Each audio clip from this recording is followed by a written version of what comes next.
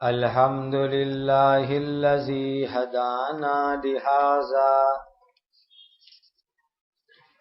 وما كنا لنهتدي لولا أن هدانا الله أشهد أن لا إله إلا الله وحده لا شريك له وأشهد أن سيدنا وشفيعنا ومولانا محمدا عبده ورسوله صلوات الله تبارك وتعالى عليه وعلى آله وأصحابه وذرياته وأهل بيته وأهل طاعته وبارك وسلم تسليما كثيرا كثيرا.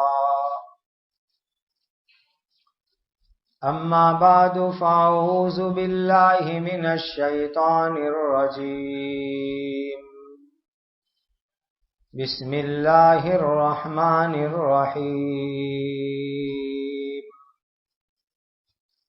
الف لام را كتاب أنزلناه إليك لتخرج الناس من الظلمات إلى النور بإذن ربهم إلى صراط العزيز الحميد.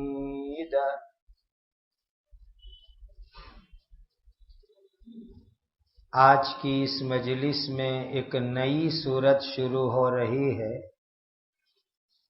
جس کا نام ہے سورہ ابراہیم. اللہ تعالی کے بہت بڑے جلیل القدر نبی ہے سیدنا حضرت ابراہیم علی نبینا وعلیہ الصلاۃ والسلام کے مبارک نام پر سے اس سورت کا نام سورہ ابراہیم رکھا گیا. ایسے بھی رمضان کے بعد بقرعید کی یاد تازہ ہونے لگتی ہے. حج کے لیے تیاریاں شروع ہو جاتی ہے اور حج اور بقرعید قربانی یہ حضرت ابراہیم علیہ السلام کی یادگار ہے. تو بہت مناسب وقت پر یہ سورت شروع ہو رہی ہے. رمضان کے بعد کا وقت ہے، بقرعید آنے والی ہے، ذی الحج کا مہینہ آنے والا ہے، حج اور قربانی کے دن قریب ہے. ایسے وقت میں حضرت ابراہیم علیہ السلام کے مبارک نام سے یہ سورت سورہ ابراہیم شروع ہو رہی ہے. اس سورت میں کعبہ شریف، بیت اللہ، حج اور حضرت ابراہیم علیہ السلام کے کچھ قصے اللہ تعالی نے بیان فرمائے ہیں. یہ سورہ ابراہیم مکی ہے، یعنی حضرت نبی کریم صلی اللہ علیہ وسلم کی ہجرت سے پہلے اللہ تعالی نے نازل فرمائی تھی. اس سورت میں 52 یا 55 آیتیں ہیں. سورہ شورا یا سورہ نوح کے بعد سورہ انبیاء سے پہلے 70 یا 72 نمبر پر یہ سورت نازل ہوئی ہے.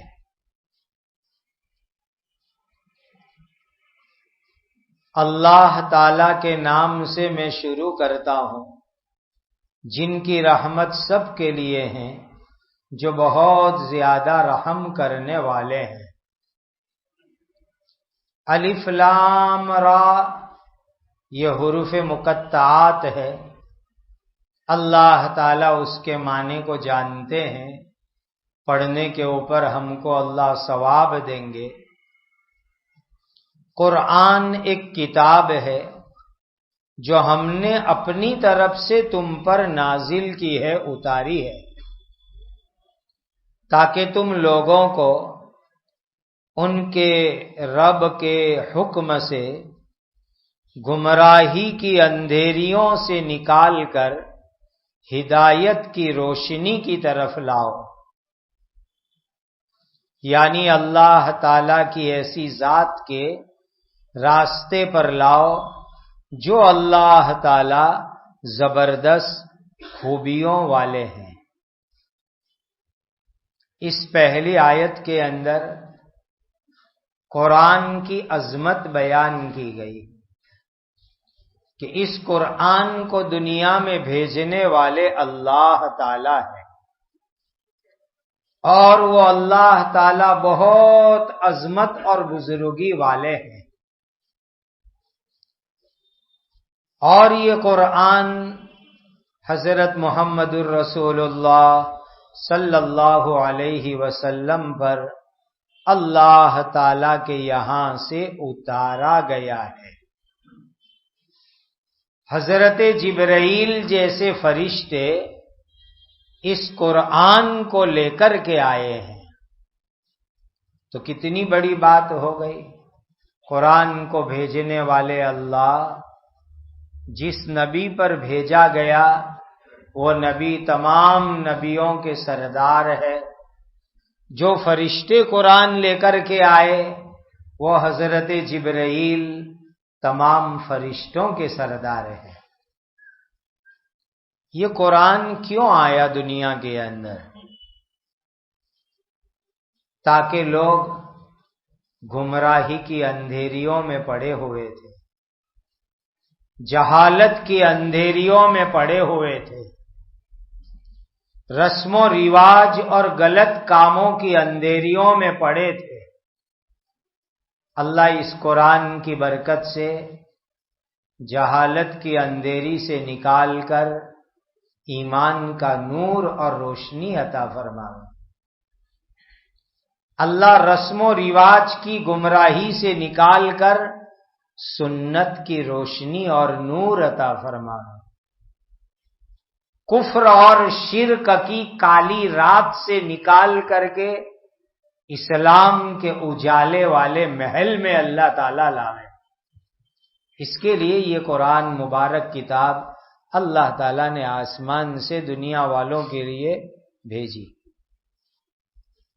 اللہ توفیق دیں گے، اللہ ہدایت دیں گے تو انسان گمراہیوں سے نکل کر ایمان کی روشنی کے اوپر آ جائے گا۔ اللہ الذی لہ ما فی السماوات وما فی الارض وویل للکافرین من عذاب شدید۔ آسمانوں میں اور زمین میں جو کچھ ہے وہ سب اسی اللہ تعالی کی مالکی میں ہے، اور کافروں کے لیے بربادی ہے، اس لیے کہ ان کے لیے جہنم کا سخت عذاب ہے۔ اس دنیا کے اندر اگر آدمی دھیان دے، ایمان کا نورانی راستہ ایک ہے، ہدایت کا چمکتا ہوا راستہ ایک ہے، اسلام کا مبارک اور پاکیزہ راستہ ایک ہے، باقی گمراہی کے راستے بہت سارے ہیں۔ کفر کا راستہ، شرک کا راستہ، غلط عقیدے کا راستہ، غلط اعمال کا راستہ، بدعت کا راستہ، رسم و رواج کا راستہ، گمراہی کے راستے بہت سارے ہیں، شیطان کے راستے بہت سارے ہیں، اور ایمان، ہدایت، اسلام کا چمکتا ہوا راستہ ایک ہے۔ جیسے کہ نور ایک ہوتا ہے تو ایمان کا نورانی راستہ بھی ایک ہے، اسلام کا نورانی چمکتا ہوا راستہ بھی ایک ہے، اور گمراہی کے راستے بہت سارے ہیں۔ قرآن اس اللہ نے بھیجا ہے کہ آسمان میں جتنی چیزیں ہیں وہ بھی اللہ کی، اور زمین میں جتنی چیزیں ہیں وہ بھی اللہ کی۔ ابھی دنیا میں جب تک قیامت نہیں آئے گی، اللہ نے عارضی کام چلاؤ مالکی انسانوں کو دے رکھی ہے۔ کوئی انسان کہتا ہے یہ پلاٹ میرا، یہ فلیٹ میرا، یہ بنگلہ رو ہاؤس میرا، یہ باڑی میری، یہ کھیتی میری، یہ کام چلاؤ مالکی ہے ہماری۔ پہلے دادا کی تھی، دادا مر گئے ابا کی ہو گئے، ابا مر گئے ہماری ہو گئے، جس دن ہم نہیں ہوں گے اولاد کی ہو جائے گی۔ پیڑی نامے پہ پیڑی نامے بنتے جاتے ہیں۔ یہ کام چلاؤ مالکی ہے۔ انسان کہتا ہے کہ میری زمین ہے، میرا مکان ہے، حقیقت میں یہ سب اللہ کی مالکی ہے۔ اللہ نے دنیا میں ہم کو تھوڑے وقت کے لیے مالک بنایا ہے۔ جب قیامت کا دن آئے گا اس دن اکیلے اللہ مالک ہوں گے۔ یہ تو سب دنیا کی چیزوں کے بارے میں ہے، تھوڑی بہت چیزوں کے بارے میں، تمام چیزوں کے بارے میں نہیں۔ ہوا دنیا میں بھی اللہ کی مالکی، کوئی ہوا پر مالکی نہیں رکھتا ہے۔ اللہ جب چاہتے ہیں، جتنی چاہتے ہیں، جتنی اسپیڈ میں چاہتے ہیں ہوا چلاتے ہیں، سائیکلون آ جاتا ہے، واوا جوڑا آ جاتا ہے۔ پانی اللہ کی مالکی میں، اللہ جب چاہتے ہیں، جتنا چاہتے ہیں بارش برسا دیتے ہیں، سمندر کے موجے اچھال دیتے ہیں، ندیوں میں سیلاب لے آتے ہیں، اللہ کی مالکی میں۔ اللہ جب چاہے جیسا چاہے کرے۔ اور آسمانوں کی جو چیزیں ہیں اس پر تو اس وقت بھی پوری مالکی اللہ کی، اور بعد میں بھی اللہ کی پوری مالکی۔ یہ لوگ کہتے ہیں کہ چاند، سورج، ستارے سب اللہ کی مالکی کے اندر۔ آج تک کوئی اس کو اپنی مالکی میں، کنٹرول میں، آنرشپ میں کر نہیں سکا، اور کوئی کر سکے گا بھی نہیں۔ دنیا کی تھوڑی بہت زمین اللہ نے انسان کو کام چلاؤ مالک بنایا۔ جتنی زمین پر شہر ہے اس سے زیادہ زمین بنجر ہے۔ جتنی زمینوں پر انسان رہتے ہیں اس سے زیادہ زمین بنجر ہے۔ جتنی زمینوں پر شہر، ملک، محلے، گاؤں، آبادی بنے ہیں اس سے زیادہ زمین بنجر ہے، جنگلوں میں ہے۔ وہ ساری زمین کے اوپر کوئی انسان کا کوئی قابو نہیں، کوئی کنٹرول نہیں، اکیلے اللہ تعالیٰ اس کے پورے طور پر مالک ہے۔ ہاں، جہاں انسان کو اللہ نے تھوڑی بہت مالکی دی تو کہتا ہے کہ یہ پلاٹ میرا ہے اتنے اسکوائر فٹ کا، یہ فلیٹ میرا ہے اتنے بائی اتنے کا، یہ رو ہاؤس میرا ہے اتنے بائی اتنے کا۔ یہ دنیا میں اللہ نے کام چلاؤ تھوڑے دن کے لیے مالکی عطا فرمائی ہے۔ ایمان اور اسلام جیسی نعمت جو لوگ قبول نہ کرے، انکار کر دے، ایسے لوگوں کو اللہ جہنم کے سخت عذاب میں ڈالیں گے۔ کافروں کی، بے ایمانوں کی تین بڑی بری خطرناک نشانی اس آیت میں بیان ہوئی۔ الذین یستحبون الحیاۃ الدنیا علی الآخرہ ویصدون عن سبیل اللہ ویبغونہا عوجا اولئک فی ضلال بعید۔ جو کافر لوگ آخرت کے مقابلے میں دنیا کی زندگی کو پسند کرتے ہیں اور دوسرے انسانوں کو اللہ تعالیٰ کے راستے یعنی اسلام پر آنے سے روکتے ہیں، اور اس اللہ تعالیٰ کے دین میں کوئی ٹیڑھی بات یعنی عیب تلاش کرنے کی کوشش میں لگے رہتے ہیں، ایسے لوگ حق کا راستہ بھول کر کے گمراہی میں دور جا کر کے پڑے ہیں، گمراہی میں آگے بڑھ گئے ہیں، بہت دور تک چلے گئے ہیں۔ حقیقت میں یہ قرآن میں کافروں کی نشانی بتلائی، لیکن میرے اور آپ کے لیے بھی سوچنے کی چیز ہے۔ یہ 3 نشانی کسی بھی انسان کے اندر پائی جائے تو اس کو ڈرنا چاہیے اور ایسی بری نشانی کو اپنے اندر سے نکال دینا چاہیے۔ پہلی خطرناک نشانی، دنیا کی محبت زیادہ، آخرت کی محبت کم۔ دنیا کی محبت زیادہ ہو جائے، دنیا کے مال کی، دنیا کی دولت کی، دنیا کی عزت کی، دنیا کے عہدوں کی، دنیا کی چیزوں کی محبت زیادہ، اور آخرت اور مرنے کے بعد کی زندگی کی محبت کم ہو جائے۔ بہت آسان ہے فیصلہ کرنا۔ آدمی سوچے کہ 24 گھنٹے میں میرے کتنے کلاک دنیا کے پیچھے لگتے ہیں اور کتنے کلاک آخرت کے لیے لگتے ہیں۔ آدمی کو جس چیز سے محبت ہوگی اس کے لیے ٹائم زیادہ دے گا، جس سے محبت کم ہوگی اس کو ٹائم کم دے گا۔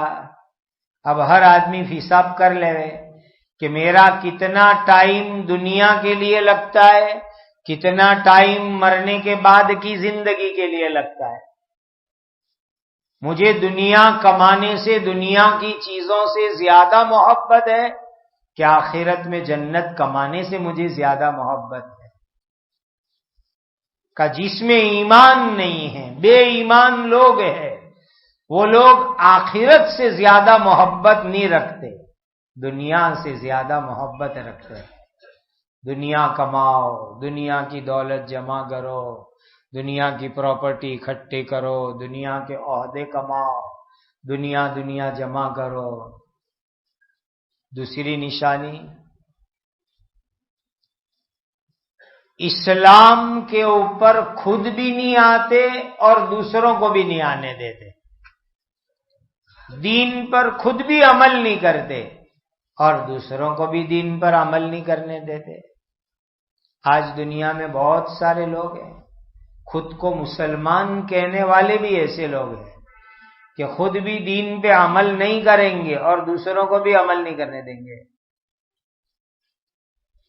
خود بھی اسلام پر عمل نہیں کریں گے، دوسروں کو بھی عمل نہیں کرنے دیں گے۔ تیسری نشانی کیا؟ قرآن کا جو معنی ہے، میننگ ہے، مطلب ہے، تفسیر ہے، حدیث پاک کا جو میننگ ہے، مطلب ہے، تفسیر ہے، اس میں ہیرا پھیری کرتے ہیں، اپنی مرضی کی سوچ، اپنی مرضی کے عقیدے، اپنی مرضی اور اپنی خواہش والے اعمال، اپنے گندے اور باطل خیال، اس کے مطابق قرآن اور حدیث کا میننگ بتلاتے ہیں۔ آج دنیا میں ایسے لوگ بھی بہت سارے ہیں، ان کو پیٹ بھرنا ہے، جیب بھرنا ہے، اور اس کے لیے کیا کہیں گے؟ قرآن میں ایسا ہے، حدیث میں ایسا ہے۔ حالانکہ قرآن میں حدیث میں ایسا کچھ نہیں ہے، لیکن اپنی پیٹ بھر جاوے، جیب بھر جاوے، اس کے لیے قرآن اور حدیث کا غلط میننگ اور مطلب لوگوں کو بتلاتے ہیں۔ عہدہ لینا ہے، عزت لینی ہے، نام کمانا ہے، پبلسٹی کرنی ہے، اپنے آپ کو مشہور کرنا ہے، اس کے لیے وہ قرآن اور حدیث کا غلط مطلب بیان کریں گے، غلط میننگ بیان کریں گے۔ قرآن میں ہے نا، حدیث میں ہے نا، اسلام میں ہے نا، دین میں ہے نا، یعنی دین کے نام پہ اپنی دنیا سیدھی کریں گے، دین کے نام کے اوپر اپنی دنیا بنائیں گے۔ یہ کھلم کھلی گمراہی میں ہے لوگ۔ تینوں کام چھوڑو، دنیا کی محبت کم کرو، آخرت کی محبت بڑھاؤ۔ دنیا کے لیے ٹائم کم دو، مرنے کے بعد کی زندگی کے لیے ٹائم زیادہ دو۔ دنیا میں کم رہنا ہے، آخرت میں زیادہ رہنا ہے۔ دنیا میں کم رہنا ہے اسی لیے کم ٹائم دینا، آخرت میں زیادہ رہنا ہے اسی لیے آخرت کو زیادہ ٹائم دینا۔ اور خود بھی اسلام پہ عمل کرو، دوسروں کو بھی اسلام میں آنے دو، ان کو بھی دعوت دو۔ اور قرآن حدیث میں جو آیا اس پر اپنی مرضی کو پابند بناؤ اور خود قرآن اور حدیث پہ عمل کرنے والے بن جاؤ۔ وَمَا أَرْسَلْنَا مِن رَّسُولٍ إِلَّا بِلِسَانِ قَوْمِهِ لِيُبَيِّنَ لَهُمْ فَيُضِلُّ اللَّهُ مَن يَشَاءُ وَيَهْدِي مَن يَشَاءُ وَهُوَ الْعَزِيزُ الْحَكِيمُ۔ اور ہر رسول کو ہم نے ان کی قوم کی زبان میں ہی رسول بنا کر بھیجا تاکہ وہ نبی اپنی قوم کے سامنے اللہ تعالیٰ کے دین کو اچھی طریقے سے سمجھاوے۔ سو اللہ تعالیٰ جس کو چاہتے ہیں اس کو گمراہ کرتے ہیں اور جس کو چاہتے ہیں اس کو ہدایت دیتے ہیں، اور وہ اللہ تعالیٰ بڑے زبردست بڑی حکمت والے ہیں۔ عجیب اللہ کی قدرت، اللہ یہ چاہتے ہیں کہ ہر بندہ میری بات مان لے گئے، ہدایت پر آ جاوے، صحیح راستے پر آ جاوے، ایمان پر آ جاوے، دین پر آ جاوے۔ آدم علیہ السلام سے نبی کا آنا دنیا میں شروع ہوا، حضرت محمد الرسول اللہ صلی اللہ علیہ وسلم پر نبی کا آنا ختم ہوا۔ دنیا کی پوری ہسٹری میں، اتہاس میں اللہ نے سینکڑوں برس تک نبی بھیجے، الگ الگ علاقے میں، الگ الگ ایریے میں، الگ الگ زبان میں، الگ الگ قوم میں، الگ الگ شہروں میں، ملکوں میں۔ جیسی پبلک کی زبان اور لینگویج اور بھاشا، اللہ نبی کو ایسی بھاشا دے کر سکھا کر بھیجتے تھے۔ اللہ چاہتے تھے کہ نبی کی بات پبلک سمجھ لے وے، نبی کی بات لوگ سمجھ لے وے، نبی سے دین سمجھ لے وے، ایمان سمجھ لے وے، آخرت سمجھ لے وے۔ اسی لیے اللہ تعالیٰ نبیوں کو پبلک کی لینگویج بولنے والا سکھا کر بنا کر بھیجتے۔ حضرت لوط علیہ السلام اللہ کے نبی ہے، ان کا ایگزامپل لو۔ وہ تو عراق کے رہنے والے تھے، عراق والوں کی لینگویج الگ، ان کی مدر لینگویج، ماترو بھاشا، مادری زبان الگ۔ اور لوط علیہ السلام ہجرت کر کے چلے گئے جارڈن، سدوم چلے گئے، وہاں کی لینگویج، وہاں کی بھاشا الگ۔ تو حضرت لوط علیہ السلام کو تبلیغ وہاں کرنی تھی، تو وہاں جا کر شادی بھی کی اور وہاں کی بھاشا بھی سیکھ لی، اور پھر وہاں کے لوگوں کو ان کی بھاشا میں دین سکھلایا۔ ہر نبی کو اللہ جس ملک میں بھیجتے، جس علاقے میں بھیجتے، جس کمیونٹی میں، جس قوم میں، جس سماج میں بھیجتے، ان کی لینگویج، ان کی بھاشا سکھا کر کے بھیجتے تاکہ ڈائریکٹ نبی ان سے بات کرے، ان کو دین سکھلائے۔ اور آخری نبی حضرت محمد الرسول اللہ صلی اللہ علیہ وسلم کو اللہ نے عربی زبان والا بنا کر کے بھیجا، اسی لیے کہ حضور کو اللہ نے عرب میں بھیجا، عربی آپ کی لینگویج۔ اور دوسری بات یہ کہ تمام لینگویج میں، تمام بھاشاؤں میں عربی بیسٹ لینگویج ہے، عربی بہترین زبان ہے، دنیا میں بھی اور قبر اور آخرت کے اندر تو عربی بھاشا ہی چلے گی، وہاں سب بھاشا لینگویج بند ہو جائے گی، صرف عربی چلے گی۔ تو اللہ نے حضرت محمد الرسول اللہ صلی اللہ علیہ وسلم پر قرآن اتارا، وہ بھی عربی زبان میں اتارا، اور پھر اس قرآن کا پوری دنیا میں جو بڑی بڑی جتنی بھی لینگویج ہے تمام بھاشاؤں میں ٹرانسلیشن ہوا. عربی بھاشا سے اردو میں قرآن، گجراتی میں ترجمہ، ہندی میں، مراٹھی میں، سنسکرت میں، فارسی میں، اسپینش میں، ترکش میں، چائنیز میں، جتنی لینگویج دنیا میں ہیں آپ کو اس میں قرآن کا ٹرانسلیشن ملے گا، قرآن کا ترجمہ ملے گا. اور پوری دنیا کو اللہ تعالی سمجھ سکے، عمل کر سکے، سیکھ سکے، اس لیے ایک سینٹرلائز زبان، مرکزی زبان عربی بنائی، اور اس کے ذریعے پوری دنیا کے لوگوں کو اللہ نے ہدایت عطا فرمائی. یہ عربی زبان کی خوبی، عربی زبان کا کمال ہے. کہتے ہیں کہ پچھلے زمانے کے اندر جو نبی آئے ان کی لینگویج الگ الگ تھی. داؤد علیہ السلام کی لینگویج الگ، موسیٰ علیہ السلام کی لینگویج الگ، عیسیٰ علیہ السلام کی لینگویج الگ. کوئی نبی عبرانی لینگویج بولتے تھے، ہبرو لینگویج، کوئی نبی فارسی پرشین لینگویج بولتے تھے. لیکن حضرت جبرائیل امین جب کسی نبی کے پاس اللہ کی کتاب لاتے تو عربی زبان میں لاتے، اور نبی کو پھر ٹرانسلیشن کر کے دیتے، ترجمہ کر کے دیتے، بھاشانتر کر کے دیتے تھے. تورات، زبور، انجیل، دوسرے صحیفے، تمام کتابیں اللہ کے یہاں سے عربی لینگویج میں آئی، چونکہ اللہ کے یہاں کی سرکاری بھاشا عربی ہے، جنتی بھاشا عربی ہے، آخرت کی لینگویج عربی ہے.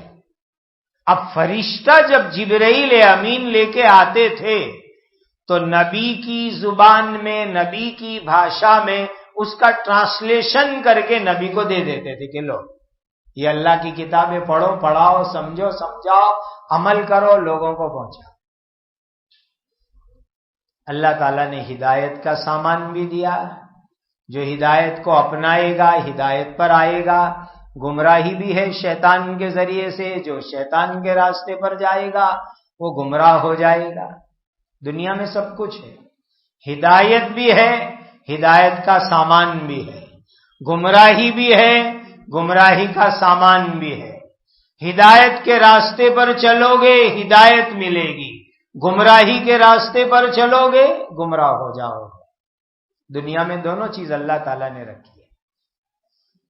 وَلَقَدْ أَرْسَلْنَا مُوسَىٰ بِآيَاتِنَا أَنْ أَخْرِجْ قَوْمَكَ مِنَ الظُّلُمَاتِ إِلَى النُّورِ وَذَكِّرْهُمْ بِأَيَّامِ اللَّهِ إِنَّ فِي ذَلِكَ لَآيَاتٍ لِكُلِّ صَبَّارٍ شَكُورٍ. اور پکی بات یہ ہے کہ ہم نے موسیٰ علیہ السلام کو اپنی نشانیاں دے کر کے بھیجا. مقصد یہ تھا کہ اپنی قوم کو گمراہی کے اندھیریوں سے نکال کر ہدایت کی روشنی کی طرف لے آؤ، اور خاص اللہ تعالی کے واقعات، اور خاص واقعات اللہ تعالی نے جن دنوں میں دکھائے وہ اپنی قوم کو یاد دلا کر نصیحت کرو. حقیقت یہ ہے کہ ان واقعات میں سے ہر ایک زیادہ صبر شکر کرنے والوں کے لیے نصیحت حاصل کرنے کی بڑی نشانی ہے. اللہ تعالی حضرت موسیٰ علیہ السلام کا قصہ پہلے بیان فرماتے ہیں. اللہ نے موسیٰ علیہ السلام کو نبی بنا کر بھیجا، کتنی ساری نشانیاں دی. نبیوں کو اللہ معجزہ دیتے ہیں، چمتکار دیتے ہیں، تاکہ وہ معجزہ اور چمتکار دیکھ کر کے لوگ ایمان لے آئے. اللہ تعالیٰ نے موسیٰ علیہ السلام کو لکڑی دی، وہ سانپ بن جاتی تھی. چمکتا ہوا ہاتھ دیا جو سورج سے بھی زیادہ چمکدار ہوتا تھا، وہ مبارک ہاتھ دیا. اب موسیٰ علیہ السلام گئے فرعون کے دربار میں، کفر چھوڑو، ایمان کی روشنی میں آؤ. اللہ نے فرمایا کہ ان کو اللہ کی نعمتیں یاد دلاؤ. بہت نعمتیں دی اللہ تعالیٰ نے بنو اسرائیل کو. جو آدمی صبر کر کے زندگی گزارتا ہے، شکر کر کے زندگی گزارتا ہے، وہ آدمی کامیاب ہوتا ہے. زندگی ہے، حالات آتے ہیں، اونچ نیچ آتی ہے، صبر سہن اور اللہ کی نعمت شکر، صبر سہن اور شکر، وہ آدمی کامیاب ہو جاتا ہے. یاد رکھو، جو تکلیف مقدر میں لکھی ہوتی ہے وہ تکلیف تو آ کے رہتی ہے. مقدر کی تکلیف کو کوئی دور نہیں کر سکتا. لیکن اگر یہ تکلیف انسان اللہ کے لیے اٹھائے گا تو اس تکلیف کے اوپر انسان کو نیکی اور ثواب ملے گا. باقی دنیا کے لیے رات جاگنے والے کتنے، دنیا کے لیے مصیبت اور تکلیف اٹھانے والے کتنے، لیکن یہ حقیقت ہے کہ اگر تکلیف اٹھائی اللہ کے لیے تو ثواب ملے گا. باقی مقدر کی تکلیف تو آ کے رہے گی، اس سے تو کوئی بچ نہیں سکتا. اسی لیے آدمی سوچے کہ میں اللہ کے لیے تکلیف اٹھاؤں، ثواب کماؤں، اللہ کی نعمت پر شکر کروں، ثواب کماؤں. باقی دنیا میں انسان کے لیے شکر کرتے کرتے تھک جاتے ہیں. یہ تھینک یو کیا ہے؟ شکر ہے. آبھار ویکت کرنا یہ کیا ہے؟ شکر ہے. انسان کو تھینکس کہتا ہے، آبھار ویکت کرتا ہے. اللہ کا شکر ادا کرنے والے بنو تو ثواب ملے گا، نعمت زیادہ ہوگی. تو جو کام کرتے ہی ہے وہ کام اللہ کے لیے کرنے والے بنو تو اس کے اوپر اللہ تعالیٰ ثواب عطا کرے. تو صبر اور شکر یہ دو نعمت انسان کو کامیاب کرنے والی ہے. اللہ ہم سب کو یہ دونوں نعمت کی دولت سے مالا مال فرمائے اور ہمیشہ ان دونوں نعمت پر اللہ ہمیں باقی اور قائم فرمائے.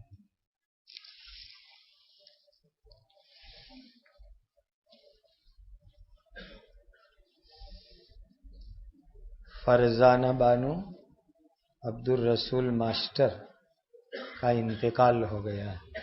اللہ تعالیٰ ان کی بال بال مغفرت فرماوے، ان کی قبر کو نور سے منور فرماوے، ان کے درجات جنت الفردوس میں بلند فرماوے. الحمدللہ رب العالمین، سبحان اللہ و بحمدہ سبحان اللہ العظیم. اللہم صلی وسلم وبارک علی سیدنا مولانا محمد وعلی آلہ واصحابہ اجمعین. یا ذا الجلال والاکرام، یا ذا الجلال والاکرام، یا ذا الجلال والاکرام. ربنا آتنا فی الدنیا حسنۃ وفی الآخرۃ حسنۃ وقنا عذاب النار. ربنا اغفر لنا ولإخواننا الذين سبقونا بالإيمان ولا تجعل في قلوبنا غلا للذين آمنوا ربنا إنك رؤوف رحيم. اللهم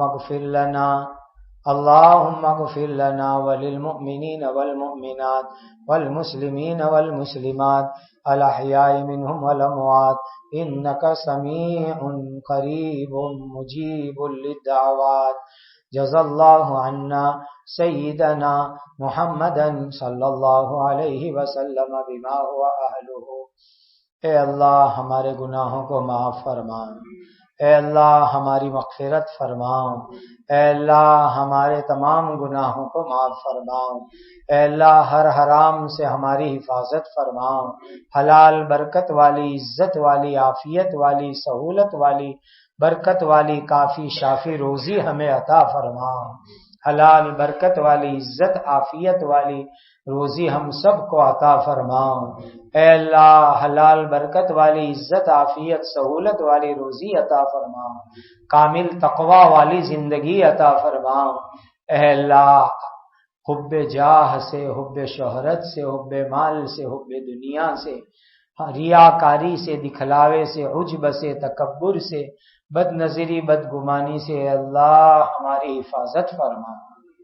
اے اللہ جتنے بھی بیمار ہیں تمام بیماروں کو شفائے کاملہ عاجلہ دائمہ مستمرہ عطا فرماؤ، تمام بیماروں کو شفائے کاملہ عاجلہ دائمہ مستمرہ عطا فرماؤ، جو جس بیماری میں ہے اللہ ان سب کو شفائے کاملہ عاجلہ دائمہ مستمرہ عطا فرماؤ، عمروں میں برکت عطا فرماؤ۔ اے اللہ زندگی کی آخری گھڑی تک اپنے دین کی مقبول خدمات کے لیے ہم سب کو قبول فرماؤ۔ اے اللہ امن و امان عدل و انصاف کا ماحول قائم فرماؤ، مظالم کا خاتمہ فرماؤ۔ آپ کے پیارے نبی حضرت محمد الرسول اللہ صلی اللہ علیہ وسلم کا امتی پوری دنیا میں جہاں کہیں بھی ہو، اے اللہ اس کے ایمان کی، اسلام کی، جان کی، مال کی، عزت کی، عصمت کی، جائیداد کی، کاروبار کی، ہر چیز کی اپنے کرم اور اپنے فضل سے حفاظت فرماؤ، محبوسین کو رہائی عطا فرماؤ۔ اے اللہ پورے عالم کے اندر اسلام اور مسلمانوں کی حفاظت فرماؤ، ہر انسان اور ہر جن کو ایمان اور ہدایت کی دولت سے مالا مال فرماؤ، تمام مدارس، مکاتب، مساجد، خانقاہیں، دینی جماعتیں، دین کے کام اور کام کرنے والوں کی حفاظت اور نصرت فرماؤ، ہر طرح کے فتنوں اور فتنوں سے حفاظت فرماؤ، ہر طرح کے دشمنوں ان کی شرارتوں سے حفاظت فرماؤ۔ اے اللہ جن پر جنات کی شرارت، جادو کے اثرات، نظر بد، ان تمام کو بھی اس سے نجات اور چھٹکارا اور شفا عطا فرماؤ۔ جن پر قرض ہے اپنے قرض خزانے غیب سے قرضوں کی ادائیگی کی شکلیں پیدا فرماؤ۔